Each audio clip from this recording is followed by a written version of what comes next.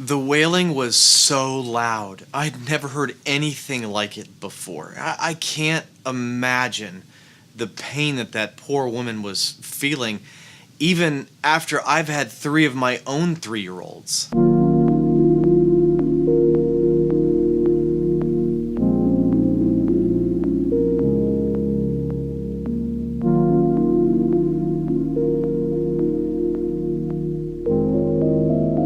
Let me backtrack just a little bit. We were backpacking in the mountains of Guatemala because there were no roads that serviced the people or villages up there. This was one of the most remote places on planet Earth at the time. We had hiked up into the village early that afternoon and we noticed some commotion going on, but we were so filled with culture shock being in such a different place that we were really too oblivious to notice what was going on. And that's when the wailing started. It was the most awful noise I'd ever heard in my entire life. It was unimaginably terrible. But for them, these poor mountainous people that lived beyond the roads, this was something they were all too used to. That morning, a 3-year-old boy had been very sick, and then that afternoon, about the time we arrived, he died. I can't imagine their pain. As we listened to the wailing getting louder, we asked what on earth was going on, and Mike, the long-term missionary there with us, he went to find out what had happened, and when he came back and told us about the boy, our little group of about 20 backpacking missionaries, we all gathered together and we began to pray for the family. As we prayed about it, people were praying for, the grief of the family and things like that. And I just started to wonder, what are we doing here? Like, we're here to do the things that Jesus did for these people. Does no one want to pray for the boy? And then as we finished our little prayer session, one of the people suggested, hey, why don't we take up a collection to pay for the little boy's funeral? And that's when I'd had enough. I couldn't take it anymore. I made a beeline for Mike.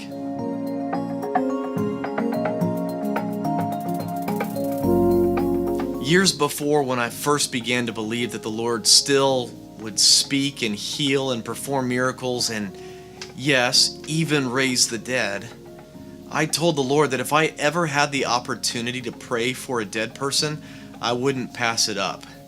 And up until now, I'd never had the opportunity. My faith surged as I thought about praying for this little boy to be raised from the dead. I went to Mike and I told him, I want to pray for this boy to be raised from the dead.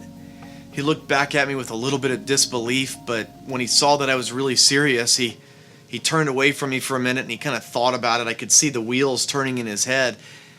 And he said, hang on just a minute, I'll go ask. And he disappeared for a while and came back a few minutes later and just looked at me and said, come on.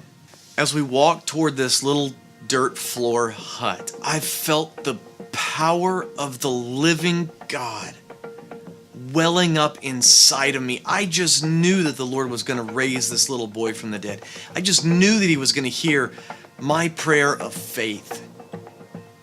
As we walked inside, things immediately fell silent. It took my eyes a few minutes to adjust to how dark it was on the inside of this little hut. And then over in the corner of the room, against the back wall, was a little boy laying in their makeshift little bed for him, covered head to toe in a burlap sack. I looked into the eyes of everyone in the room and I couldn't tell if there was a twinkle of hope or a lot of fear. I'm not sure which it was. But I walked over toward the little boy and I laid down on my knees. And I put my hand across him, his little chest, and I began to pray. And all of a sudden I didn't feel like I had the faith of Elijah anymore. As I began to pray, I can't even tell you how I felt like I was praying into the most silent air I'd ever felt in my entire life. I prayed every Bible verse on raising people from the dead I could think of. I prayed and I prayed for this young boy, and nothing happened. After what seemed like an eternity, it may have only been 5 or 10 minutes, but laying over a dead boy in a silent room with his parents there, 5 minutes is an eternity. Mike came up and he tapped me on the shoulder, a motion that it was time to go. I really wanted to keep praying. I wanted to pray for days if that's what it took. But I could see from Mike's eyes that it was time to go. I didn't understand the culture, and he did. And so I got up and I gave my deepest sympathies to the family. I can't even imagine the pain. And now that I've had 3 of these little ones myself, I still can't imagine the pain. As we walked out, he and I walked back to the group, and we didn't say anything. But as we walked up to the group, I could tell that they had heard some rumors about what Mike and I were doing, because I didn't say anything to him when we left, and now I could tell that they were all looking at me a little funny. As the day wore on, I felt so bad for the family. I wondered if what I had done had actually helped, or if it had hurt. Did it bring them more pain, giving them hope that their little boy was going to be raised from the dead? I didn't know. I had honored my word to the Lord that I wasn't going to pass up an opportunity to pray for a dead person, but I was starting to wonder if it was a good idea.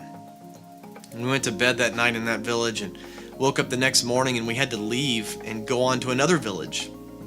We hiked down the mountain and back up the face of another mountain into the next village, and as we were setting up for that evening's gospel presentation, we would show a Jesus film and then we would tell people about Jesus.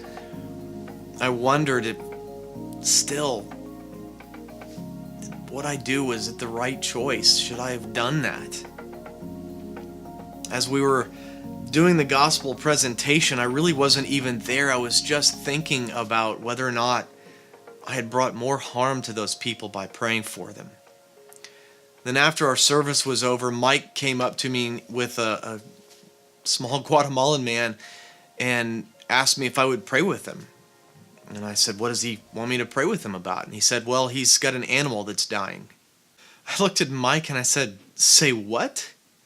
And Mike looked just as puzzled as me, and he looked back at the man and he spoke in their Ashiel dialect for a little bit and then turned back toward me and said, well, what happened was this man owns a cow, and the cow fell out of its field and injured itself, and it looks like it's going to die, and he wants you to pray for it. And I said, first of all, Mike, how does a cow fall out of a field? He looked back at me, he's like, Darren, you've been hiking these mountains. Have you ever seen anything as steep as what they have here? But then I looked at Mike and I said, well, second, why does the guy want me to pray for him? And Mike looked at me and said, I don't know. And he turned and he looked back at the man, and Mike said something to him. And when he turned back to me, he said, well, he came up and asked, you're the young man that prays for people, aren't you? That same kind of thing kept happening as we hiked from village to village on the rest of that trip. People would come up and hear the rumors that there was a young man that would pray for people. These people were so hungry and so desperate that just knowing that there was someone who would pray for them. They heard rumors. As the rumors spread throughout the countryside, we'd go into a new village and they'd ask for me. They were so hungry and so desperate for someone to pray for them. Since that time throughout my life, I have encountered so many people that even if I can't give them the solution, just praying for them, it just lifts this burden. Now, I want the Lord to break in their life, but sometimes just praying, just the act of praying for these people is enough to give them a little spark of hope, to remind them that their Creator actually cares enough about them to send me into their path to pray for them. I want to encourage you to pray for people. You may not get famous in the mountains of Guatemala amongst village people, but there are people around you that are hungry and desperate to know that someone cares about them. They're desperate to know that there's a God who cares enough about them to send you in their way. I want to encourage you. Look for people around you. Ask the Lord to speak to you about them and show you which ones to pray for, to show you who needs a touch from the Lord today. You may be the person that the Lord has put in their path on that day to touch their lives. Look for people to pray for. Ask the Father to show you who needs a touch from Him. Thanks, and I'll see you next time.